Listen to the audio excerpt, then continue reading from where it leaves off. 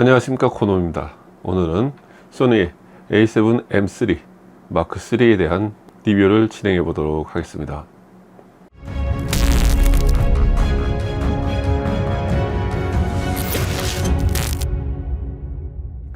이 카메라는 2018년도에 출시가 되었고요. 지금이 2024년입니다. 어제 카메라를 받고 열심히 닦아서 어느 정도 괜찮은 모양새를 갖추게 되었습니다. 제가 오래된 이 카메라를 이제 리뷰를 하는 이유는 아마 카메라에 처음 입문하신 분은 캐논의 R 또는 소니의 A7 마크3에 관심이 많으실 겁니다. 그래서 M3에 대한 리뷰를 하려고 하고요. 그리고 제 주변에 의외로 M3를 사용하는 분들이 많습니다. 그 얘기는 그만큼 많이 팔렸다는 얘기고요. 저 또한 궁금하고, 그리고 우연찮은 기회에 M3를 쓸 수 있게 되어서 리뷰를 하려고 하고요. 언제까지 사용을 할지는 잘 모르겠습니다. 하지만 본래 카메라의 주인에게 돌려주기 전까지 사용을 해보고, 그리고 그분이 잘 사용할 수 있게 세팅을 해서 돌려드릴 생각입니다.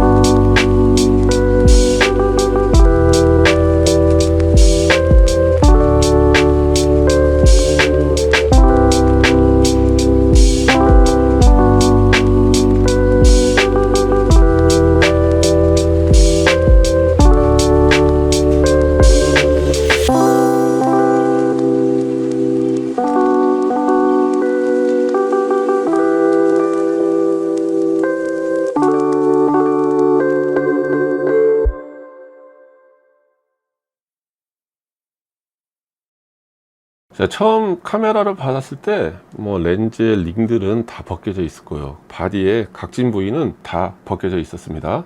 그게 나쁘다 좋다가 아니고, 그만큼 제가 카메라를 처음 보고 느낀 점은 관리를 너무 안 해도 안 했다. 이거는 거의 박물관에 있어야 되는 수준 아닌가 라는 생각을 할 정도로 상태가 엉망이었습니다. 다행히 닦고 문지르고 시간을 가지고 여유를 가지고 천천히 닦아 보니까 거의 100% 얼룩이 지워졌습니다. 물론 바디에 생긴 스크래치나 긁힘 자국은 없을 수 없습니다. 렌즈 링도 마찬가지고. 하지만 센서 상태 깨끗하고요. 렌즈도 깔끔하게 닦였습니다.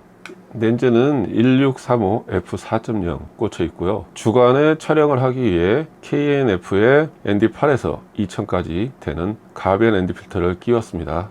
가장 저가형 그리고 가성비형 저렴이를 끼웠고요. 그리고 저는 빛갈라짐이 싫어서 니시의 블랙 미스트 필터 8분의 1을 끼워서 카메라를 완성시켜 놨습니다. 이제 이 카메라를 가지고 촬영을 해 볼 거고요. 그리고 S로그3의 8비트 영상, 픽처 프로파일을 이용한 무보정 사진을 촬영해 보고, 지금도 현역으로 사용하는데 문제가 없는지, 어떤 점을 보완해서 사용을 하면 좋을 것인지 리뷰를 해보려고 합니다. 1635를 가지고 최대한 촬영을 해보고요. 그리고 많은 영상과 사진을 찍어서 하나하나 세세한 부분들까지 리뷰를 해보려고 생각을 하고 있고요. 그리고 영상을 찍어서 색 보정을 한다든지 아니면 사진을 찍어서 보정을 하기 힘드신 분들이 바로바로 찍고 바로바로 활용할 수 있는 그런 세팅 값들을 찾아보려고 합니다. 어떻게 보면 사고를 우리듯이 M3 하나 가지고 너무 많은 내용의 영상이 올라갈 수도 있겠지만, 최대한 요약하고 정리해서 여러분들에게 도움이 될 수 있는 내용들만 간추려서 리뷰를 진행해 보도록 하겠습니다. 그럼 첫 번째 A7 M3에 대한 리뷰를 시작해 보도록 하겠습니다.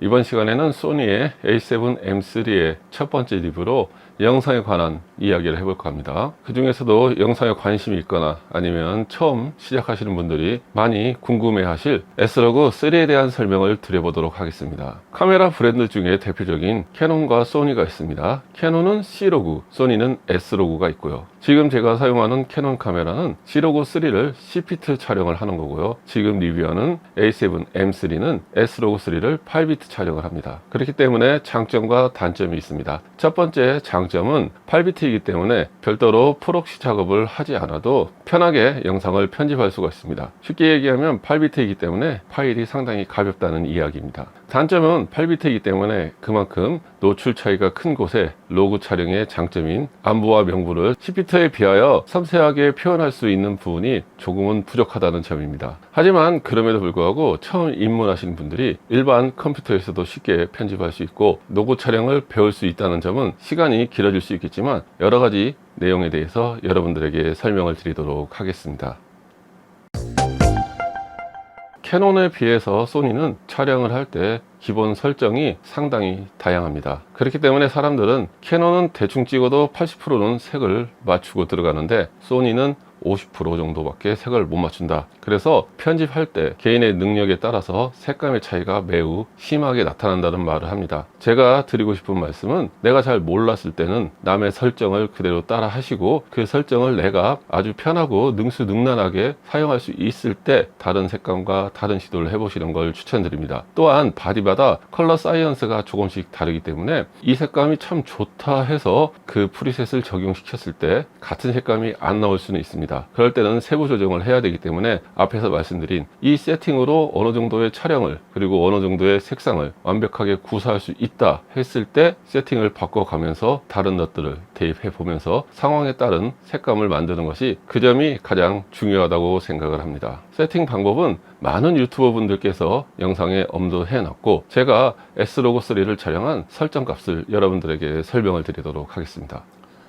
단축키 설정은 커스텀 1번 버튼에 픽처 프로파일을 설정을 했습니다. 커스텀 3번 버튼에는 화이트 밸런스를 설정했습니다. 저 같은 경우에는 화이트 밸런스를 오토가 아닌 색온도를 설정해서 하기 때문에 이렇게 설정을 했고요. 한 가지 아쉬운 점은 디스플레이 모드를 변환하는 버튼이 여기 있기 때문에 제가 손이 커서 그런지는 모르는데 정말 자주 눌립니다. 이 부분 외에는 뭐 정해진 기능이기 때문에 크게 문제없이 사용을 하고 있습니다. 픽처 프로파일 설정을 하도록 하겠습니다. 저는 8번에 세팅을 했고요. 블랙 레벨은 플러스로 가면 소프트해져서 대비가 약해지고요. 마이너스로 가면 대비가 강해집니다. 원하는 만큼 설정을 하시면 될 것 같습니다. 디테일한 부분들이 설정하는 데 있어서 제일 어려울 수 있는 부분이고요. 저 같은 경우에는 약간 소프트하게 그래야 나중에 넛을 입히거나 후반 작업을 할 때 상당히 편리합니다. 그리고 감마는 당연히 S로그3로 했고요. 그리고 검은색 감마 이미지 소프트 효과라고 보시면 됩니다. 그래서 범위는 넓게 할수록 소프트 하고요. 레벨은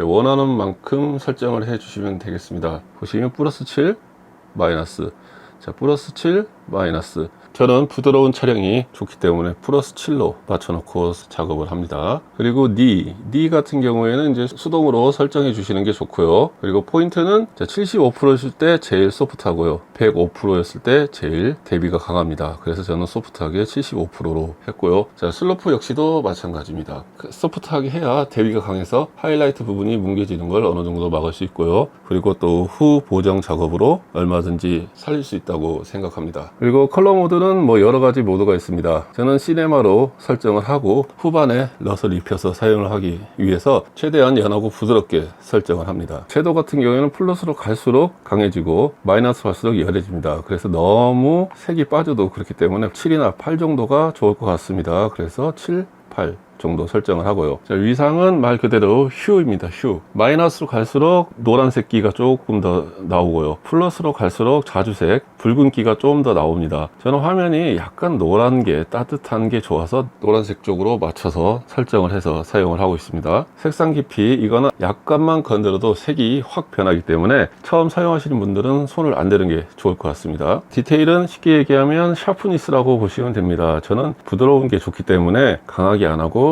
마이너스로 해서 사용을 하고요. 바디 내에서 샤프니스를 너무 강하게 해놓으면 약간 인위적으로 녹화가 될 수 있기 때문에 이 점 주의하셔서 설정하시면 될 것 같습니다. 이렇게 해서 기본적인 세팅이 마무리 되었습니다.